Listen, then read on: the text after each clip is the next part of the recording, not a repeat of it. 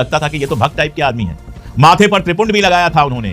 एक उनका बयान है कि सिंधु नदी में जहर मिला दीजिए ताकि सारे पाकिस्तानी मर जाएं। शोहरत हासिल करने के लिए, अपना बिजनेस बढ़ाने के लिए, नाम और फेम हासिल करने के लिए इन्होंने मुसलमानों के खिलाफ जहर उगलना शुरू किया। मुसलमानों को खान सर ने बदनाम किया। बस गड़बड़ ये हो गई कि वो भूल गए कि वो कितना भी त्रिपुंड लगा लें, कितना भी कुछ कर लें, आखिर में रहेंगे तो मुसलमान ही। अपनी वीडियोस में इसने सीधे सीधे मुसलमानों को टारगेट किया। आज एक जुमला मुसलमानों के खिलाफ सबसे ज्यादा बोला जाता है, मुसलमानों की एक पहचान बना दी गई कि अब्दुल पंचर बनाता है। अब अब्दुल पंचर बनाता है, ये जो एक लाइन है, ये इसी खान सर का दिया हुआ है। मुसलमानों के बारे में तबसरा करते हुए कहता है कि इस देश के मुसलमान हमेशा फलस्तीन की बात करते हैं, ये देश के वफादार नहीं हो सकते। अगर अल्लाह के नबी की शान में कोई गुस्ताखी होती है, उस पर प्रोटेस्ट किया गया, उसका इसने मजाक उड़ाया। ये हिंदुओं का वफादार है, देश का वफादार है, ये आम मुसलमानों जैसा नहीं है, ये आरएसएस के एजेंडा के मुताबिक चलने वाला मुसलमान है। बीजेपी जिस तरह का मुसलमान इस देश में चाहती है, ये वैसा मुसलमान है। अगर कोई मुसलमान नाम वाला मुसलमानों का मजाक उड़ाता है, इस्लाम की तालीमात पर तंज करता है, गोदी मीडिया में उसको बराबर स्पेस दिया जाता है, उसको हीरो बनाकर दिखाया जाता है और कहा जाता है देखो ये होता है मुसलमान।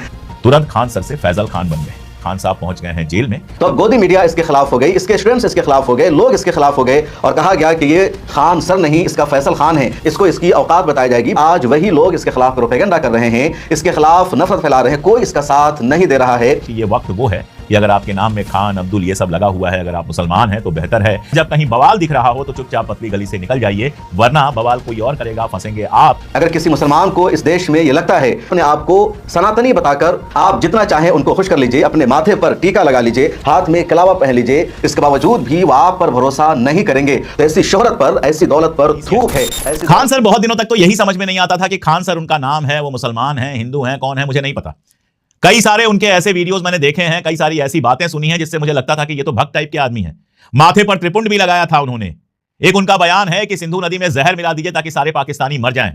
इतना सब कर करके उन्होंने अपना एक बड़ा बिजनेस बनाया था, बड़ा कोचिंग बनाया था। कहते हैं भारतीय जनता पार्टी सरकार से भी उनकी बड़ी कुर्बत थी और कहीं से कोई दिक्कत नहीं थी, सब बढ़िया चल रहा था। हॉस्पिटल खोल दिया था, शादी किया तो 10,000 लोगों को बुलाया था, कई कई पार्टियां हुई और सब काम बहुत बढ़िया चल रहा था। बस गड़बड़ यह हो गई कि वो भूल गए कि वो कितना भी त्रिपुंड लगा लें, कितना भी कुछ कर लें, आखिर में रहेंगे तो मुसलमान ही। मंटो बहुत बड़े कहानीकार हुए हैं। जब वो पाकिस्तान चले गए तो उनसे लोगों ने पूछा कि आप तो सेकुलर आदमी हैं, आप अपना धर्म वगैरह तो मानते नहीं हैं, तो उन्होंने कहा कि इतना तो मुसलमान हूं ही कि दंगों में मार दिया जाऊं। खान साहब ने अगर ये कहानी पढ़ी होती तो शायद सावधान रहते, लेकिन उन्होंने शायद ये कहानी नहीं पढ़ी थी। शायद सफलता उनके सर पर थोड़ी ज्यादा चढ़ गई और हिंदुस्तान की हकीकत, जो हिंदुस्तान में आजकल चल रहा है, उसकी हकीकत उनके समझ में नहीं आई। नतीजा ये हुआ कि जब अंजना ओम कश्यप ने नीट, क्यूट और क्या क्या सीबीएसई, इन सब पर सरकार पर जो लगातार हमले हो रहे थे, उनसे बचाने के लिए कोचिंग्स की तरफ निशाना साधा, तो खान सर को लगा कि ये तो पर्सनली मेरे ऊपर बोल दिया। और ये भी लगा होगा कि इस समय जबरदस्त अगर मैं बोलता हूं तो मैं हीरो बन जाऊंगा। और आए और एक के बाद एक बयान दिए। वैसे अकेले खान साहब नहीं थे, उनके अलावा जितने यूट्यूब पर टीचर्स हैं या कोचिंग वाले हैं, सबने वीडियोस बनाए और अंजना जी की जम के मजम्मत की, लेकिन निशाना बने खान साहब। तुरंत खान सर से फैजल खान बन गए और फैजल खान बने, उसके पीछे और भी कहानियां होंगी। मैं ये नहीं कह रहा कि वो दूध के धुले हैं। कोचिंग्स का वार चलता रहता है, पटना के अंदर कोचिंग वार की बात कही जा रही है और हुआ भी, गोली चली, क्या हुआ कैसे हुआ मैं नहीं जानता हूं। जांच होगी तब सब सामने आएगा कि क्या सच था क्या झूठ था। लेकिन कुल मिला जुलाकर खान साहब पहुंच गए हैं जेल में। अब लंबा मामला चलेगा। उनके हाथ में बंदूक नहीं दिखी, लेकिन हत्या के प्रयास का मुकदमा उनके ऊपर चलाया जा रहा है। कितना फंसेंगे, कब तक जेल के अंदर सरकारी मेहमान रहेंगे, मैं नहीं जानता हूं। लेकिन एक बात मैं हमेशा कहता हूं, मैंने फेसबुक पर लिखा तो कई लोगों ने ऐतराज भी जताया कि यह वक्त वो है कि अगर आपके नाम में खान, अब्दुल ये सब लगा हुआ है, अगर आप मुसलमान हैं तो बेहतर है कि अपने बच्चों को अच्छे से पढ़ाइए, 2 पैसे कमा कर बचाइए। किसी की मदद कर सकते हो तो जरूर करिए, लेकिन खुद को खतरे में डाल के मत कीजिए। और जब कहीं बवाल दिख रहा हो तो चुपचाप पतली गली से निकल जाइए, वरना बवाल कोई और करेगा, फंसेंगे आप और बाकी लोग स्टैंड विद का नारा लगाकर थक जाएंगे। जेल और बाकी सब आपको झेलना पड़ेगा। पटना वाले खान सर की मुसीबत बढ़ती जा रही है। अब उनके कोचिंग सेंटर को सील करने की बात हो रही है। उनके अस्पताल को भी बंद किया जा सकता है। और क्यों सील किया जाएगा, अस्पताल पर क्यों ताला लगाया जाएगा, प्रशासन ने उसके लिए भी बहाना ढूंढ लिया है। उधर खुद खान सर पर गिरफ्तारी की तलवार लटक रही है। बिहार पुलिस खान सर को ढूंढ रही है, तलाश रही है, लेकिन खान सर का पता नहीं चल पा रहा है कि कहां जाकर वो छुप चुके हैं। उनके 2 कोचिंग सेंटर है पटना में और दोनों जगह फिलहाल पढ़ाई नहीं हो रही है।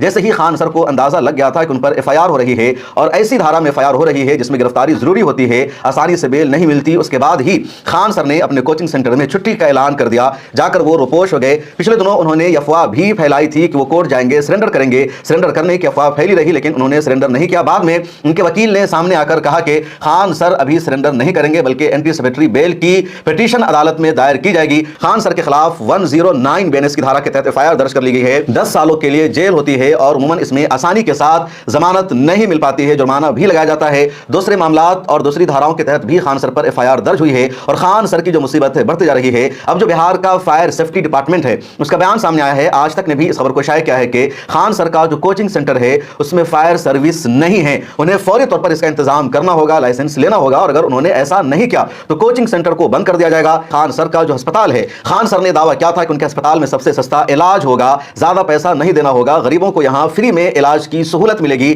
अब उस अस्पताल को भी बंद करने की बात हो रही है। ये खान सर कौन है? इनका असल नाम आप जान चुके हैं, इनका असली नाम है फैसल खान। साल 2021 में खान सर ने अपनी शनाख्त छुपाई, अपना असली नाम छुपाया, अपनी पहचान छुपाई और इन्होंने शोहरत हासिल करने के लिए, अपना बिजनेस बढ़ाने के लिए, नाम और फेम हासिल करने के लिए इन्होंने मुसलमानों के खिलाफ जहर उगलना शुरू किया। मुसलमानों को खान सर ने बदनाम किया। अब लोगों को पता नहीं चल रहा था कि खान सर हिंदू है या मुसलमान है। ये हिंदू भी हो सकता है, मुसलमान भी हो सकता है। वैसे उमूमन लोगों को नाम में खान लगने की वजह से अंदाजा लग गया था कि ये तो है ओरिजिनली मुसलमान ही, लेकिन ये किसी मसलहत के तहत अपना असली नाम नहीं बता रहा है। अब लोगों को अंदाजा भी मिल चुका था ये खान सर है और उसके बाद इसने यूट्यूब पर वीडियो बनाना शुरू किया और अपनी वीडियोस में इसने सीधे सीधे मुसलमानों को टारगेट किया। आज एक जुमला मुसलमानों के खिलाफ सबसे ज्यादा बोला जाता है, मुसलमानों की एक पहचान बना दी गई कि अब्दुल पंचर बनाता है। अब अब्दुल पंचर बनाता है, ये जो एक लाइन है ये इसी खान सर का दिया हुआ है। इसकी आप पुरानी वीडियो को देखेंगे तो कभी मुसलमानों के बारे में तबसरा करते हुए कहता है कि इस देश के मुसलमान हमेशा फलस्तीन की बात करते हैं, ये देश के वफादार नहीं हो सकते, फलस्तीन से हमारा क्या लेना देना। फलस्तीन की बात करने वाले मुसलमानों के बंदा मजाक उड़ाता है। मुसलमानों के मसाइल को लेकर जो प्रोटेस्ट होते हैं और उन प्रोटेस्ट को जो मुसलमान ज्वाइन करते हैं उसका यह मजाक उड़ाता है। अगर अल्लाह के नबी की शान में कोई गुस्ताखी होती है उस पर प्रोटेस्ट किया गया, उसका इसने मजाक उड़ाया। हलाल तलाक और जो दूसरे मसाइल है, जितने मुसलमानों के मजहबी शियार हैं उन सब पर इसने हमला किया, मुसलमानों को टारगेट किया। और जब खान सर ने यूट्यूब पर इस तरह की वीडियो बनाना शुरू किया, अपने स्टूडेंट्स के सामने उन्होंने इस तरह बोलना शुरू किया, तो खान सर के बारे में यानी इस फैसल खान के बारे में लोगों को लगने लगा कि ये सेकुलर मिजाज का हामिल है, ये अच्छा बंदा है, ये हिंदुओं का वफादार है, देश वफादार है, ये आम मुसलमानों जैसा नहीं है जो हमेशा मजहब की बात करता है, रिलीजन की बात करता है, धर्म की बात करता है और अपनी मजहबी शनाख्त के साथ जीना चाहता है, बल्कि ये RSS के एजेंडा के मुताबिक चलने वाला मुसलमान है। बीजेपी जिस तरह का मुसलमान इस देश में चाहती है ये वैसा मुसलमान है। इसलिए खान सर को सोशल मीडिया पर मकबूलियत मिलने लगी, खान सर के फॉलोअर्स की तादाद बढ़ने लगी। उसके बाद गोदी मीडिया ने, मेन स्ट्रीम मीडिया ने खान सर पर स्टोरी करना शुरू किया, इनका इंटरव्यू आने लगा, इनको सेलिब्रिटी वाला एहसास दिला गया और हर जगह खान सर खान सर। हिंदुस्तान की रिवायत यह है, तारीख यह है कि अगर कोई मुसलमान नाम वाला मुसलमानों का मजाक उड़ाता है, इस्लाम की तालीमात पर तंज करता है, तबसरा करता है, कुरान करीम का मजाक उड़ाता है, शायर इस्लाम का मजाक उड़ाता है, तो ऐसे लोगों को सरकार की तरफ से, RSS की तरफ से, बीजेपी की तरफ से, बजरंग दल की तरफ से सपोर्ट किया जाता है। गोदी मीडिया में उसको बराबर स्पेस दिया जाता है, उसको हीरो बनाकर दिखाया जाता है और कहा जाता है देखो ये होता है मुसलमान, ऐसे होते हैं मुसलमान। इस देश में RSS का और बीजेपी का एजेंडा क्या है? ये बात तो सभी जानते हैं कि RSS और बीजेपी मुसलमानों के खिलाफ है, मुसलमानों को लोग पसंद नहीं करते हैं, बल्कि मुसलमानों का एहसास है कि RSS और बीजेपी उनके लिए दुश्मन है।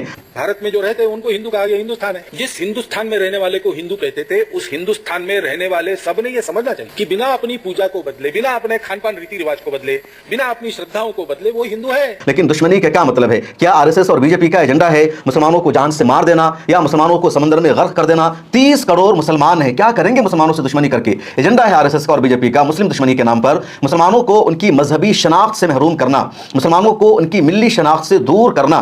मुसलमान जो अपने शियार के साथ, अपने शनाख्त के साथ हिंदुस्तान में रहता है, इस शनाख्त को उनसे छीन लेना और ये बताना कि आप हम जैसे हिंदू हैं, बस आप नाम के मुसलमान हैं, आप नमाज पढ़िए, रोजा रखिए, लेकिन आप अपने अलल ऐलान मुसलमान होने का ऐलान मत कीजिए। आप इस्लामी शनाख्त के साथ, दाढ़ी के साथ, टोपी के साथ, कुर्ता के साथ मत रहिए। मुसलमानों को कहा भी जाता है कि आप इंडोनेशियन मुसलमानों की तरह बनो, आप सऊदी अरब के मुसलमानों की तरह मत बनो। बाज़ाब्ता इस पर कोशिश भी की जा रही है। अब अगर कोई मुसलमान अपनी शनाख्त को छुपा ले, अपनी मिल्ली पहचान को छुपा ले और फिर वो मुसलमानों पर ही हमला करता रहे, तो आप सोचिए एक मुसलमान को कितनी तकलीफ होगी। इस खान सर ने, जिसका नाम है फैसल खान, इस तरह की 10 वीडियो बनाई जिसको आज भी आप देखेंगे तो आपके दिल को शदीद तकलीफ पहुंचेगी। जिन्ना ले लिया तो कोई दिक्कत नहीं, इजराइल ले लिया तो दिक्कत। बात समझिए, जब लोग कहते हैं मानवता देखिए, इंसानियत देखिए, भाई सीधी सी बोल दो, धर्म देख रहे हो लोग। सुरेश ने जहाज उड़ाया, मतलब सुरेश जहाज उड़ाया, द्वंद्व समास में, अब बस इसका नाम चेंज करिए, अब्दुल ने जहाज उड़ाया। सब देखिए लेकिन अंतर हो जाएगा। सुरेश ने जहाज उड़ाया मतलब उड़ाया और अब्दुल ने जहाज उड़ाया मतलब भड़काया। इन लोग का कोई खास विकास है नहीं। आज भी इन लोग का रजिस्ट्रेशन है पंचर की दुकान पर, मीट काटने में, कुछ ऐसा। शिक्षा को आज भी यहाँ पर ज्यादा महत्व नहीं दिया गया। ये देखिए, इसको कुछ पता नहीं है। बाबू लोग, तुम लोग पढ़ लो, अब्बा के कहने पे मत आओ। अब्बा तो पंचर साटिए रहे हैं, अब ऐसे ही तुम लोग भी करेगा ना तो बड़ा होकर तुम लोग भी पंचर साटेगा। तो पंचर मत साटो, वरना तुमको तो पता ही है, नहीं तो कुछ नहीं होगा तो चौराहा बैठ के मीट काटेगा तुम, बकलोल कहीं का। बताइए, ये उम्र है बच्चों को यहाँ पे ले आने का। बैनर से छोटा बेचारा ये है, क्या कीजिएगा? 18-19 को पैदा होने से तो कोने काम आएगा, कोनो बर्तन धोएगा, कोनो बकरी काटेगा, कोनो पंचर साट। आपने देखा इसकी कुछ वीडियोस को, कितनी तकलीफ पहुंचाने वाली वीडियो है। दोबारा इसकी ये पुरानी वीडियो वायरल हो रही है और ये सब इसने गोदी मीडिया को खुश करने के लिए किया, आरएसएस को खुश करने के लिए किया, और इसको लगा कि हमारा बिजनेस का एम्पायर बड़ा हो जाएगा और सब कुछ हो गया, ठीक ठाक चल रहा था। इसने अपनी शादी की, शादी में भी ना तो अपनी वाइफ का नाम इसने किसी को बताया, ना अपना नाम बताया। शादी में इसने अपनी वाइफ को हिजाब तक नहीं पहनाया, घूंघट उठाकर इसने अपने वलीमा में रखा, रिसेप्शन में रखा, ताकि किसी को शक ना हो सके कि हमारा रिलीजन क्या है। लेकिन लोगों को पता था कि ओरिजिनली मुसलमान है, लेकिन उस वक्त तक इसके मुसलमान होने का ऐलान गोदी मीडिया ने नहीं किया, इसके खिलाफ नफरत नहीं फैलाई गई, इसका नाम गोदी मीडिया ने फैसल खान किसी को नहीं बताया, क्योंकि अब तक ये मुसलमानों के खिलाफ जहर उगल रहा था और आरएसएस के, बीजेपी के मतलब की बात कर रहा था। ये कभी बीजेपी पर तबसरा नहीं कर रहा था, गोदी मीडिया पर तबसरा नहीं कर रहा था, इसलिए ये सबका चहीता और हीरो बना हुआ था। अब 1 साल पहले इसने जरा सा अपना ट्रैक चेंज किया, इसको लगा कि उस तरफ से हमें बहुत शोहरत मिल गई है, बहुत कामयाबी मिल गई है, सारे फॉलोअर्स हमारे उधर के हो चुके हैं। अब जो दूसरा तबका है जिसके खिलाफ अब तक हमने ज़हरअफ़शानी की है, उस दूसरे तबके को कैसे खुश करना है, उनकी हिमायत हमें कैसे मिले, वो हमारे फॉलोअर्स कैसे बने। तब इनको खुश करने के लिए इसने दूसरा रास्ता अपनाया और इसने सबसे पहले गोदी मीडिया के खिलाफ बोलना शुरू किया। अगर आप इसकी वीडियोस को देखेंगे तो 2020 में, 21 में, 22 में, 23 में एक भी इसकी ऐसी क्लिप नहीं मिलेगी जिसमें इसने गोदी मीडिया पर कुछ तबसरा किया हो, अंजना कश्यप के खिलाफ बोला हो, रूबिका लियाकत के खिलाफ बोला हो, आरएसएस पर तबसरा किया हो, बीजेपी पर तबसरा किया हो। 2023 तक कुछ भी नहीं मिलेगा।